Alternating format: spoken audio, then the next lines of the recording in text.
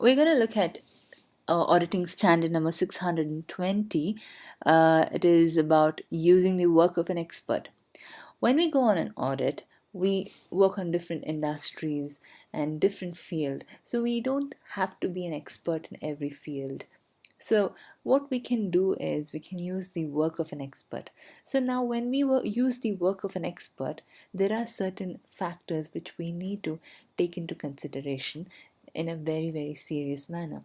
Because as an auditor, we have certain responsibilities and certain roles.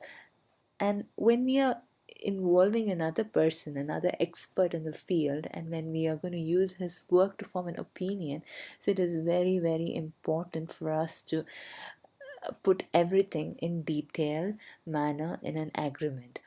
So the importance of that agreement, so that's what I'm going to tell you. Why is it important? And I'm going to give you some scenarios which you can think of how serious it is and why it is really important to draft an agreement, a detailed agreement between an auditor and an expert. All right, the first one is the sensitivity of the data. So as an auditor, we have certain professional ethics and we have certain roles and integrity which allows us to work with the sensitivity of the data. So we're not going to expose the data of the company to an outsider. But when an expert is being involved, he is not bound by all those ethics of the profession, the auditing profession. So how are we going to manage that? So how is the sensitivity of the data going to be handled by the expert? So that is one of the scenarios which will have to be mentioned in the agreement. The second one is the roles and responsibilities. As I told you, as an auditor, we have separate set of roles, and as an expert, he will be required to do certain amount of work. So how are you going to bring a balance, and how are you going to take the accountability?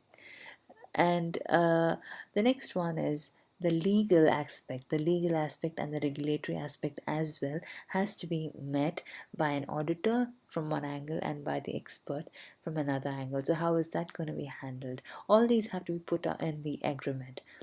And now the complexity of the matter, so there might be like an low, medium, and high. So all these have to be detailed, given in detail in the agreement, like the level of complexity that the expert will be handling.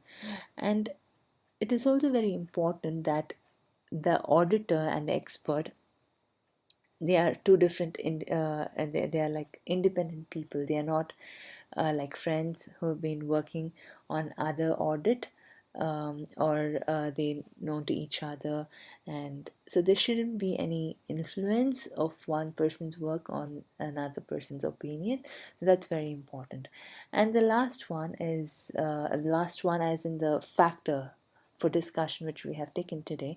So that is the extent of the expert's work. So how much is that going to be impacting uh, the opinion of the auditor? So that also has to be given in writing, and it should be agreed between the expert and the auditor. So this list is not exhaustive.